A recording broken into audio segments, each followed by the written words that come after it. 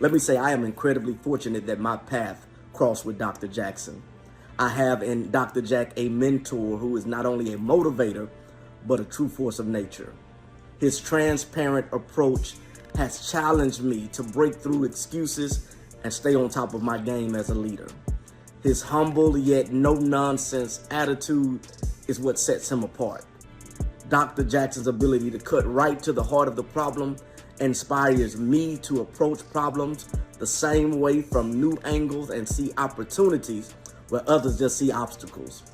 Through his unwavering support for me, in my second year of principalship at Brown Upper Elementary, which I've been there 3 years, in just the second year of principalship, Brown Upper Elementary, our school grew a total of 10 points, from a 51D to a 61C. I've learned from Dr. Jack that growth doesn't come from being comfortable, but it's from confronting challenges head on. And I, for one, am grateful for his guidance. I'm grateful for his constant reminder that real progress requires relentless pursuit. Dr. Jack, man, I'm appreciative of you. If I had a hat on, I'll say hats off to you. Greetings, dear friends. Dr. Jackson here, checking in fresh off of training day, on my way to the airport, going to another school tomorrow, and off to a really fast start to the year. A lot of phenomenal things going on. The issue of the day that I really wanted to bring to our school leaders, our organizations, superintendents, is it's the art of growing students.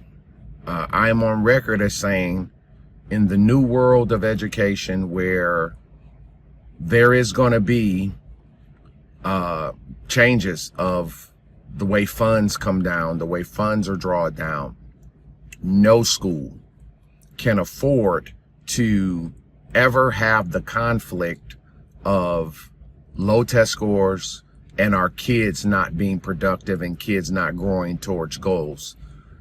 Growing students is an art. A lot of people talk about growing people. It's a way to even grow professionals. So it is a responsibility that we do share to grow the professionals that come to work for us and grow the students that are gifted to us. I want to give us 3 basic fundamentals that I understand about student growth. I've made my entire, the company is built on that. When we deal with culture issues, behavior, and attendance, the baseline of improving growth and attendance is to stabilize the culture so teaching and learning becomes paramount. It becomes the foundation of what we do. That's what I'm about. So when I'm talking about Don't Kick 'Em Out has 2 sides. It's the kids that are not ready to learn and how to manage the kids that are ready to learn. So if a kid is not ready to learn, they don't get to ruin the environment of growth. That is an understanding pillar. So that means that's the creativity of the district, creativity of the principal to understand, if I got a kid that's not ready, I'm having behavior issues. I have, some folks, early first week, fights. Early first week, how you miss a day of school the first week of school? How you talking about you coming back to school after Labor Day? Those are culture violations. Culture is what we believe and how we behave. You have to teach belief. Y'all call it buy-in. I'm not trying to sell nobody. I got to let people know what's the standard in my program. If you work here, come to work. If you go to school here, come to school. Parents, if you're not going to help me, don't hurt me. Standard, culture. So pillar number 1 to making sure that student growth is the foundation of your school. Foundation. It's team continuity. Turnover, it's typically not our friend. It's sometimes, when we're moving people out of the program and bringing in 30% new staff, 40% new staff. Some people are bringing in 60% new people. That means so if I'm a principal and I got a new team, I have to put my energy into bringing my team together, bringing my team toward the goals of the team, bringing my team toward the understanding of team culture. That's pillar 1. It's going to be almost impossible to have this constant turnover of staff and build a strong, productive testing school. It just doesn't work like that. So I have to invest in my team and build my team and keep my team. That's training. That's work. Number 2, student retention. I can't have masses of my students we invest in one year and they go somewhere else. Now we understand the transientness. We understand people leave and things like that. We don't control that part, but we want to give people a reason to know you need to be at this school. I'm expecting you back next year. I need you here. I want to be able to invest in you and build on, get the return on my investment in you as a student over the course of our time together, right? So, I mean, there are situations where we are absolutely not gonna get, have somebody stay with us from kindergarten to 5th. However, it's possible. I met parents that are commuting long distance to bring their kid to organizations and places that they absolutely know their kids will learn and flourish. That is something that is in our, like, it's a priority. Well, how do you get families like that? How do you build that loyalty? That's training, that's culture, that's development, that's investment. The third thing, as I started off saying, stabilizing culture issues, behavior has to be taken off the table. I've come out with the 10th edition of Don't Kick Them Out. Behavior issues are off the table. We got to get behavior right. There's no more theory. I don't want to hear any of these theorists telling me about what you think works. No, you have to have a solid behavior philosophy that corrects it and brings order. If you are in that management role, superintendent, district, principal, and you're letting discipline be the reason that teaching and learning is secondary, it's time to come to training. Attendance, that's a training process. I have to actually train my client base. I got to train my families. I have to let you know, I have to really invest in people. Everything typically is a deficit of awareness and knowledge. And when I build my program, I need to build it around the concepts of building the standards in my program, meaning this is how we do things here. I need your kid at school. Miss Erickson, I need him here. Miss Williams, I need him here. And I got to tell them that. And I got to remind them. Yes, I send them messages, but I also tell them. I also create environments to reinforce it. It's a part of my messaging. It's a part of our daily messages. It's a part of the things we send home. It's a part of our monthly parent meetings. I need y'all up here. You gotta, it's mandatory parent meeting. If your kid goes to school here, I need a guardian here. I need to talk to you, look you in the face. Now notice this. People will tell me why they can't do that. And I'm telling you, the winners. See, I make winners, right? I have over 90 plus A schools that came from the depths.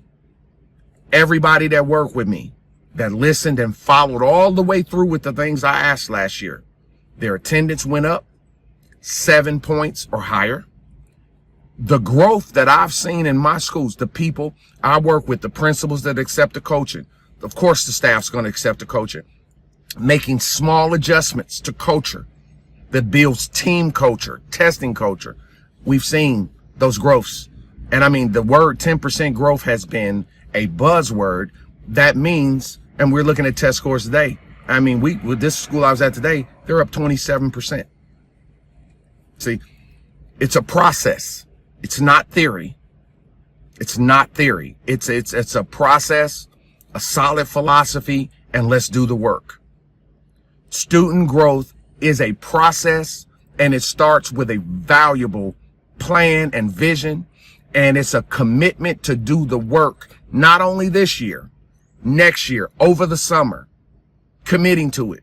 Dr. Jackson, we're going to work on this thing with you for 2 years, 3 years. That's what training processes are. They're not coming to give a talk to the team and you give a motivational talk. And all these people out here, they did a convocation and they had a great speaker, and it was a great speaker that got us motivated. You're not building culture. You're building what we call medicine-based practices, right? We don't pop symptoms. We just treat symptoms, right? We don't get it at the root. We just treat the symptoms. We never get better. We never get better. The goal is to build a winner. In this culture that we're going through right now in education, you're going to have to master testing. Behavior has to come off the table. Attendance, we got to work on attendance ongoing. So when you see me pop up, when you see me in my videos, it is a very deliberate way of thinking, a deliberate way of doing things. And I have found that everybody needs the coaching. Everybody needs the guidance. This job is very hard. It is very taxing, and it is easy to get discouraged. It's been 8 weeks of craziness out there in the world.